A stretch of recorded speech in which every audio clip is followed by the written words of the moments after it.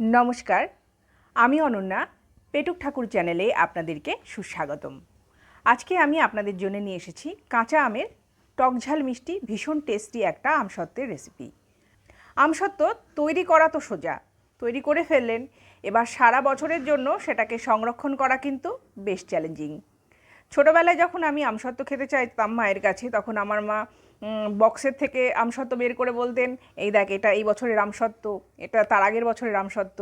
তো আমসত্ত্ব প্রিজার্ভ করার জন্য একটা নির্দিষ্ট সিস্টেম থাকে, সেটা আমার মা খুব ভালো বুঝতেন, আর সেই সিস্টেমটা আজ আমি আপনাদের সাথে শেয়ার করে নেব। রেসিপি ভালো লাগলে অবশ্যই একটা লাইক করবেন, আর আপনারা আমার প্রিয় রান্নার চ্যানেল পেটুক ঠাকুর সাবস্ক্রাইব করে পাশে থাকা বেল আইকনটি অল করে প্লিজ আমাকে সাপোর্ট করবেন। আর আপনাদের জন্যে আমি সাজিয়ে রেখেছি নিত্য প্রয়োজনীয় নানা রকম রেসিপি। চলুন শুরু করা যাক। এখানে আমি কাঁচা আমের আমসত্ত্ব করবার জন্য 1 কেজি কাঁচা আম নিয়ে নিয়েছি। আমগুলোকে খুব ভালো করে ধুয়ে নিয়ে নিয়েছি। আমের গাটা একটা শুকনো কাপড় দিয়ে খুব ভালো করে মুছে নিচ্ছি। তারপর আমগুলোকে খোলা ছাড়িয়ে ভালো করে ছোট ছোট টুকরো করে কেটে নেব। আমগুলো যেহেতু আঁটি হয়ে গেছে, সেই জন্য আঁটিটা আমার কাজে লাগবে না। আঁটির গা থেকে আমের যে অংশটা সেটাকে আমি কেটে নিয়ে নিচ্ছি। এই আমগুলোকে এবারে আমি মিক্সার গ্রাইন্ডারে গ্রাইন্ড করে নিয়ে নেব। তার জন্য নিয়ে নিচ্ছি একটা গ্রাইন্ডার, আর কিছুটা পরিমাণ আম নিয়ে আমি মিহি করে পেস্ট করে নিয়ে নিচ্ছি। আমের পেস্টটাকে এবারে একটা ছাঁকনির সাহায্যে ছেঁকে নিয়ে নেব।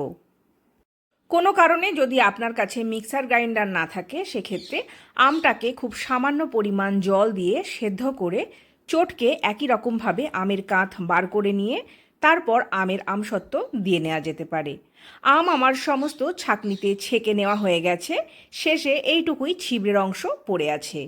এটাকে আমি আর নেব না, এটাকে আমি বাদ দিয়ে দেব। এবারে চলে যাব আমসত্ত্বের পরবর্তী প্রসেসে।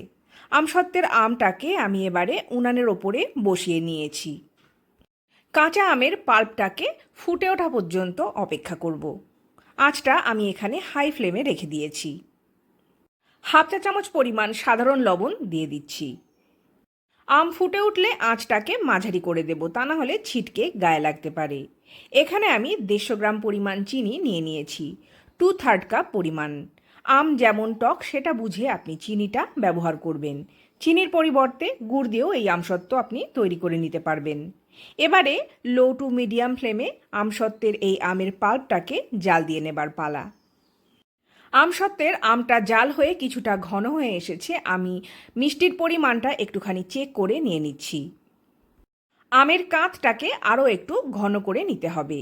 এবারে পাশে একটা তাওয়া বসিয়ে নিয়েছি, কিছু মশলা ভেজে নেব।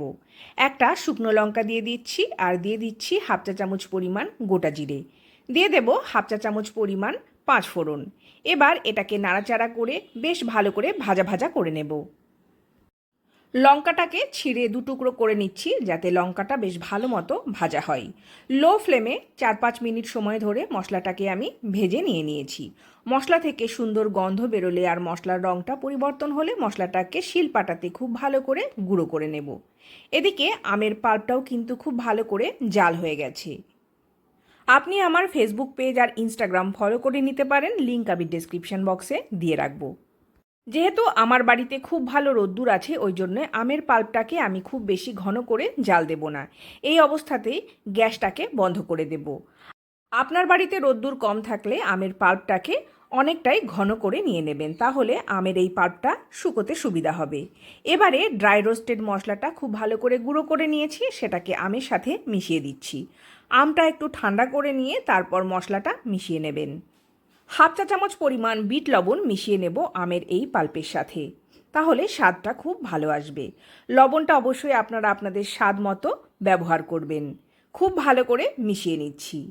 এবারে একটা পাত্র নিয়ে নিয়েছি, যেটার মধ্যে আমের এই পাল্পটা জমিয়ে আমি আমসত্ত্ব তৈরি করে নেব। অল্প একটুখানি সর্ষের তেল খুব ভালো করে মাখিয়ে নেব, যাতে আমসত্ত্বটা ডিমোল্ড করতে সুবিধা হয়। এবারে এই পাত্রের মধ্যে সমস্ত আমের পাল্পটাকে ঢেলে নিয়ে নিচ্ছি। এই অবস্থাতেই আমের এই পাল্পটা খেতে ভীষণ টেস্টি হয়েছে। আমি পাত্রের মধ্যে আমের পাল্পটাকে ঢেলে নিচ্ছি, তারপর ভালো করে ট্যাপ করে নেব, যাতে আমের ভেতরে কোনো রকম হাওয়া বা বাষ্প না থাকে। আপনি যদি গুড় বা চিনির পরিমাণ বেশি দিয়ে বেশি করে জাল করিয়ে নেন, সেক্ষেত্রে ফ্যানের হাওয়াতেই কিন্তু এই আমের আমসত্ত্বটা শুকিয়ে যাবে। কিন্তু সারা বছর ধরে সংরক্ষণ করবার জন্য আমসত্ত্বটা রোদ্দুরে শুকিয়ে নেওয়াটা খুব প্রয়োজন। ওই জন্য আমি এই আমসত্ত্বটাকে এবারে রোদ্দুরে দিয়ে দিচ্ছি। ছাদে নিয়ে গিয়ে দিয়ে দেব আমসত্ত্বটাকে, তারপর একটা চাপা দিয়ে রেখে দেব, তা না হলে পাখিরা কিন্তু খেয়ে যাবে।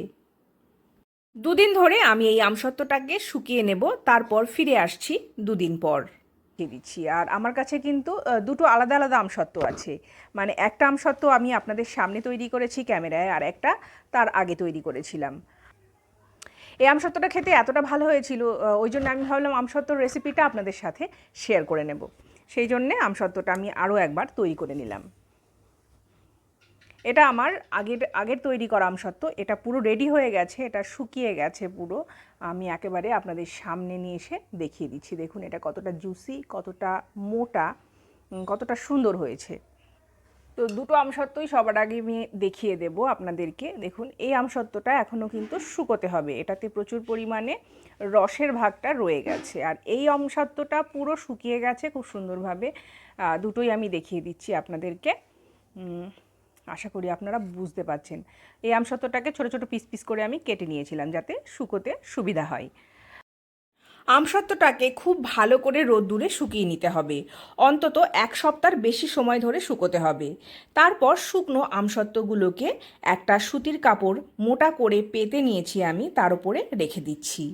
এরকমভাবে প্রত্যেকটা আমসত্ত্ব পাতিয়ে পাতিয়ে রাখতে হবে। কাপড় শুদ্ধ আমসত্ত্বটাকে ভালো করে মুড়িয়ে একটা দড়ি দিয়ে বেঁধে তারপর এয়ারটাইট কন্টেনার মধ্যে রেখে দিলে সারা বছর খুব ভালো থাকবে। আরেকটা জিনিস করা যেতে পারে, কাপড়টা মোড়ানোর পর একটা পলিথিনের মধ্যে ভালো করে মুড়িয়ে রেখে তারপর ফ্রিজের মধ্যেও রাখা যেতে পারে। এভাবেও আপনার আমসত্ত্ব বহুদিন পর্যন্ত ভালো থাকবে।